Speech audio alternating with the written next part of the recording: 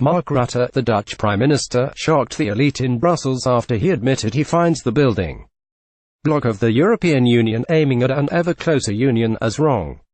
Speaking yesterday afternoon in Berlin, Mr. Rutte sought to lay out his own vision of the future for the European Union following Brexit, rejecting what he called the romance of an ever-closer European Union. During a question-and-answers session, the Dutch leader launched into a rant criticizing the language enshrined in the bloc's fundamental treaties. GETTY, EUThe Dutch leader launched into a rant criticizing the enshrined language of ever-closer union. The fact that the leader of the EU's fifth-largest economy branded the Brussels Interpreted on the EU's founding documents as a mistake will send shockwaves. He said, "There has been this narrative that there is this inevitability of closer cooperation in a European federal state, this horrible language about ever-closer union I don't like. In the past 20 or 30 years, this has moved from ever-closer union of the peoples of the EU working together on collective issues, where member states weren't able to deal with it themselves, to become an inevitable goal in itself. We can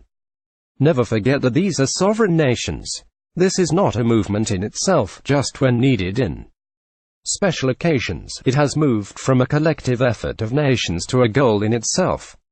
It's totally wrong. This horrible language about ever-closer union I don't like."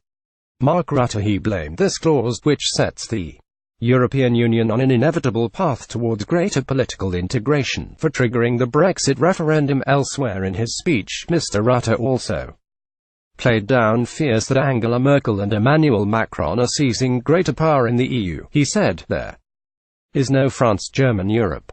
Nobody would allow that to happen.